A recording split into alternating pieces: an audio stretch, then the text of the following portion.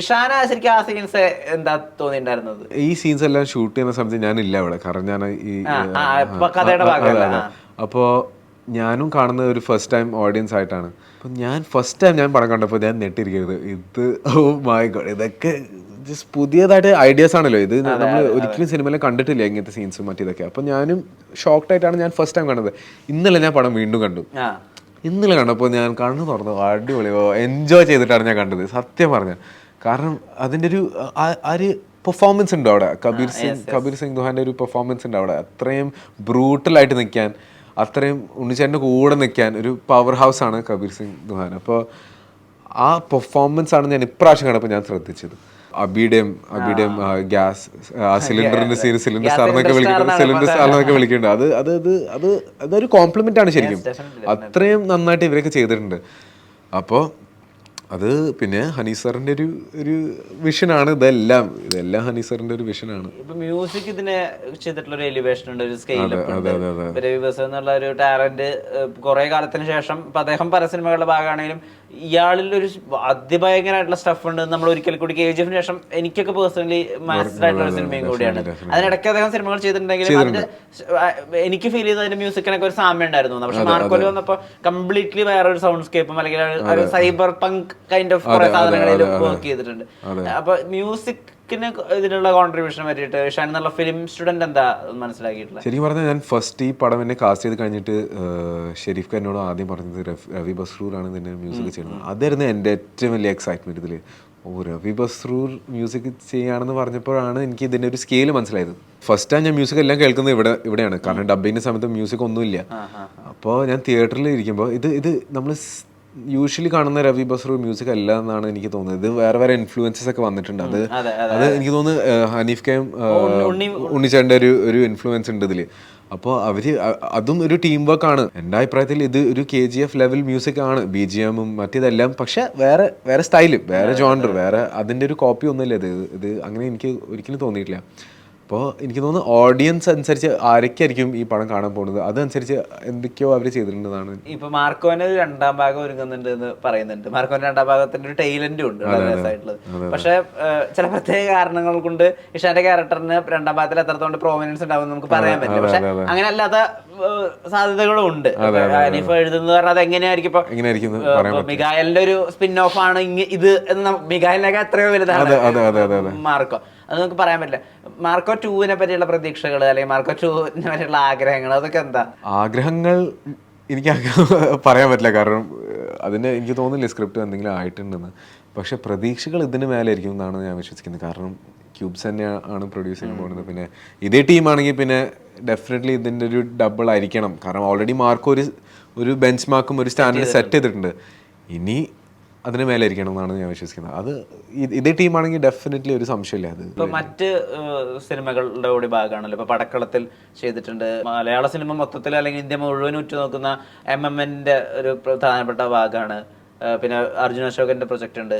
ഇപ്പൊ ഈ 3 കാര്യങ്ങളെ പറ്റിയിട്ട് എന്തൊക്കെയാ പറയാൻ പറ്റുക? എനിക്ക് ബേസിക്കലി ചെയ്യേണ്ടത് different characters, different style of movies ആണ് എനിക്ക് ചെയ്യാൻ താല്പര്യമുള്ളത്. കാരണം റിപ്പീറ്റ് അടിക്കാൻ അത് ഓഡിയൻസ് ഇത് ഓൾറെഡി കണ്ടതാണ്. മാർക്കോ ഓഡിയൻസ് കണ്ടത് ഫുൾ കേരളം മൊത്തം ഇന്ത്യ മൊത്തം കാണുന്നുണ്ട് മാർക്കോ. അപ്പോൾ ഡിഫറെൻ്റ് ആയിട്ട് എന്തൊക്കെ പിടിക്കാൻ പറ്റും, നല്ല ഡയറക്ടേഴ്സിൻ്റെ കൂടെ വർക്ക് ചെയ്യാൻ ചാൻസ് കിട്ടിക്കഴിഞ്ഞാൽ അത് എൻ്റെ ഒരു ഭാഗ്യമാണ്. ഓൾറെഡി മാർക്കോ എൻ്റെ മഹാഭാഗ്യമാണ്. അപ്പോൾ ഇതേ ഒരു ട്രജക്ടറിയിൽ പോയാൽ ഞാൻ വളരെ ഹാപ്പിയാണ്. ഈ MMN-നെ പറ്റിയിട്ട് എന്താ പറയാൻ പറ്റിയ? ഒന്നും പറയാൻ പറ്റില്ല. ഷൂട്ട് തുടങ്ങിയിട്ടുണ്ട്. അത് മാത്രം പറയാൻ പറ്റുള്ളൂ. അത് എൻ്റെ എനിക്ക് ഒരിക്കലും വിചാരിച്ചില്ല ഇങ്ങനത്തെ ഒരു പ്രോജക്റ്റ് എനിക്ക് കിട്ടുന്നു. അപ്പോൾ ഇപ്പൊ മഹേഷ് നാരായണൻ എന്നുള്ള ഒരു ആളായിട്ടൊരു ഇന്ററാക്ഷൻ ഉണ്ടായിട്ടുണ്ടാവുമല്ലോ, അതെന്തായിരുന്നു?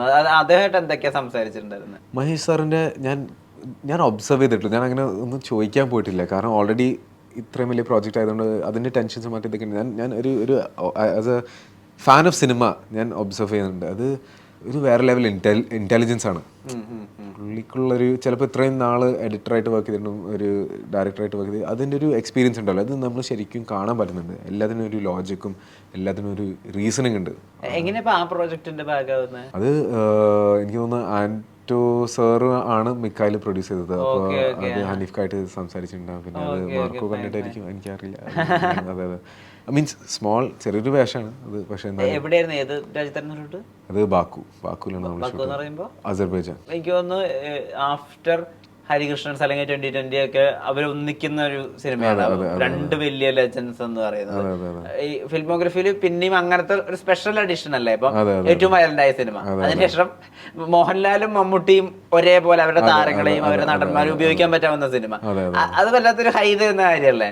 ഡെഫിനറ്റ്ലി. ഇങ്ങനത്തെ പടങ്ങളിൽ എനിക്കൊരു സേയിങ് ഉണ്ട്, ആൻറ്റ് ഓൺ ദ വാൾ. ഞാനൊരു ആൻറ്റ് ആണെങ്കിലും ഉറുമ്പാണെങ്കിലും ഞാൻ ഹാപ്പി ആയിരുന്നേനെ. കാരണം ഇതൊരു as A fan of cinema നമുക്ക് ഇതൊരു ഡ്രീം പ്രോജക്ട്സ് ഒക്കെയാണ്. മാർക്കോ ആൻഡ് ഈ MMN ഇതൊക്കെ ഡ്രീം പ്രോജക്ട്സ് ആണ്. അപ്പോൾ ഞാൻ ജസ്റ്റ് വെരി വെരി ഗ്രേറ്റ്ഫുൾ ഇതൊക്കെ കിട്ടാൻ. ഇപ്പൊ അവര് സെറ്റിൽ കാണിക്കുന്ന ഒരു ഡിസിപ്ലിൻ ഉണ്ടല്ലോ, അല്ലെങ്കിൽ അവരിപ്പോഴും അവരുടെ ഒരു സ്റ്റേച്ചർ എത്തിയിട്ടും അവര് നമ്മുടെ ഈ മീഡിയത്തിനോടും അല്ലെങ്കിൽ ഈ ആർട്ടിനോടും കാണിക്കുന്ന ഡെഡിക്കേഷൻ ഒന്നും പറയാൻ പറ്റില്ല, കൺസിസ്റ്റന്റ് ആയിട്ട് അവരിടുന്ന ഒരു ലവ് ഉണ്ടല്ലോ, അത് മനസ്സിലാക്കിയിട്ടുണ്ടോ? അത് ഫീൽ ചെയ്തിട്ടുണ്ടോ? ഡെഫിനറ്റ്ലി ഫീൽ ചെയ്തിട്ടുണ്ട്. ശരിക്കും പറഞ്ഞാൽ നമ്മൾ ഒരു ആക്ടറിന്റെ ഒരു കരിയർ ബ്ലൂ പ്രിന്റ് ആണ് ഇവരൊക്കെ. ഈ ഇപ്പോൾ പറഞ്ഞത് ഇപ്പോൾ നമ്മൾ എങ്ങനെയാണ് ഇതൊക്കെ ചെയ്യേണ്ടതെന്ന് അങ്ങനെ ആലോചിക്കാൻ ഒരു ആവശ്യമില്ല. കാരണം ഇവരൊക്കെ ചെയ്തിട്ടുണ്ട്, പ്രൂവ് ചെയ്തിട്ടുണ്ട്. അപ്പോൾ നമ്മുടെ സൈഡിൽ നിന്ന് യാതൊരു അങ്ങനത്തെ ഒരു സംശയങ്ങളൊന്നും ഇല്ല. അപ്പോൾ ഇവര് ഒരു റെസ്പെക്റ്റ് ഉണ്ട്, എനിക്ക് ഡെഫിനറ്റ്ലി ഒരു റെസ്പെക്റ്റ് ഉണ്ട്. ഇത്രയും നാൾ ഈ ഒരു ഫാൻസിൻ്റെ ലവും മീഡിയൻ്റെ ഒരു ലവും അത് ഒരു ലെവലിൽ നിൽക്കാൻ, അത് അവിടെ എത്താൻ മാത്രമല്ല അവിടെ നിൽക്കാനാണ് അതിൻ്റെ ഒരു ബുദ്ധിമുട്ട്. എങ്ങനെ അവിടെ നിന്നു, അതാണ് എനിക്ക് പഠിക്കേണ്ടത്. എങ്ങനെ അവിടെ എത്തി, ഇങ്ങനെ അവിടെ നിന്നു എന്നാണ് എനിക്ക്. പടക്കളത്തിൽ എന്താണ് പരിപാടി? പടക്കളം ഒരു കോമഡി, ഫാൻറ്റസി കോമഡി സ്റ്റോറിയാണത്. അപ്പോൾ അതൊരു കോളേജ് ബേസ്ഡ് ആണ്, കോളേജ് ബേസ്ഡ് സ്റ്റോറിയാണ്. കോളേജിൽ നിന്ന് ഒരു നമ്മൾ ചില സ്റ്റുഡൻസ് ഉണ്ട്, അങ്ങനത്തെ ഒരു സ്റ്റോറിയാണ്. പിന്നെ അർജുൻ അശോകൻ സിനിമ ആ ഒരു WWE ബേസ്ഡ് സ്റ്റോറിയാണത്. അത് നമ്മൾ ഷൂട്ടിംഗ് ഒന്നും തുടങ്ങിയിട്ടില്ല, പക്ഷെ അത് ഒരു അടിപൊളി ഒരു ആക്ഷൻ കോമഡി. ഇതുവരെ ഞാൻ സ്ക്രിപ്റ്റ് ഒക്കെ വായിച്ചപ്പോൾ, സ്ക്രിപ്റ്റ് ഉണ്ട് കയ്യിൽ, അപ്പോൾ അത് സ്ക്രിപ്റ്റ് ഒക്കെ വായിച്ചപ്പോൾ ഇങ്ങനത്തെ ഒരു സ്റ്റോറി ഞാൻ കണ്ടിട്ടില്ല ഇതുവരെ. ഒരു ഭയങ്കര ഒരു നോസ്റ്റാൾജിയ, പക്ഷെ അതേ സമയത്ത് ഇന്നത്തെ ഒരു നോസ്റ്റാൾജിയ ഒരു മിക്സ് ആണ് അത്. അപ്പോൾ അത് ഒരു ഭയങ്കര ഒരു എക്സൈറ്റിംഗ് സ്റ്റോറിയാണത്. നമ്മളൊക്കെ ചെറുപ്പത്തിൽ നല്ല ഈ ട്രേഡിംഗ് കാർഡ്സ് മറ്റേ അതിൻ്റെ ഒരു കുറേ റെഫറൻസസ് ഒക്കെ ഉണ്ട് അതിൽ. അപ്പോൾ ഞാൻ ചെറുപ്പം തൊട്ട് ഒരു WWE ഫാനാണ്.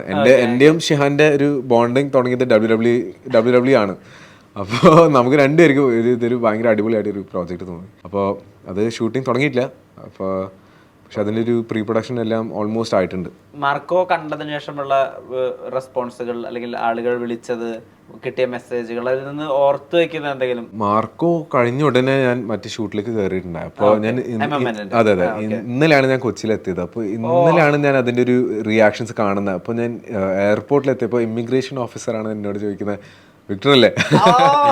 അപ്പോഴാണ് ഓ മൈ ഗോഡ്, അതിൻ്റെ ഒരു സന്തോഷം. ഞാൻ അപ്പോൾ തന്നെ ഫാമിലീനെ വിളിച്ച്, ഫാമിലീനെ വിളിച്ചപ്പോൾ ഷിഹാനോട് പറഞ്ഞു ഇതൊക്കെ സംഭവിച്ചിട്ടുണ്ടെന്ന്. അപ്പോൾ അവരെല്ലാവരും ഭയങ്കര ഹാപ്പിയാണ് എനിക്ക് വേണ്ടിയിട്ട്. അപ്പോൾ അതിൻ്റെ ഒരു സന്തോഷം തീർച്ചയായിട്ടും. അതെ അതെ അതെ, ഞാൻ ഒരിക്കലും പ്രതീക്ഷയില്ല ഇമിഗ്രേഷൻ ഓഫീസർ ഇങ്ങനെ പറയുന്നത്, പക്ഷെ അതായിരുന്നു എൻ്റെ ഏറ്റവും വലിയ ഒരു ഹൈ പോയിന്റ്. എന്നാൽ മാർക്കോ ഒരു ബെഞ്ച് മാർക്കാണ്. ഇനി വരാൻ പോകുന്ന സിനിമകളിലൊക്കെയും നമ്മുടെ ഇന്ത്യൻ സിനിമ ഉറ്റുനോക്കുന്ന സിനിമകളാണ്. ഒരു ആക്ടർ എന്നുള്ള രീതിയിൽ, ഫിലിം സ്റ്റുഡന്റ് എന്നുള്ള രീതിയിൽ വലിയൊരു യാത്ര നടത്താൻ പറ്റട്ടെ. Congratulations on Marco. 50 crore ക്ലബിലാണ് പടം കയറിയിട്ടുള്ളതാണ് നമ്മുടെ ഇതുവരെ. അപ്പോൾ മറ്റ് ഭാഷകളിൽ കൂടി അത് പോകുന്നതോടുകൂടി മലയാളം സിനിമയുടെയും കൂടി യശസ്സാണ് ഉയരുന്നതെന്ന് ഞാൻ വിചാരിക്കുന്നത്. നേരത്തെ ഒരുപാട് നന്ദി.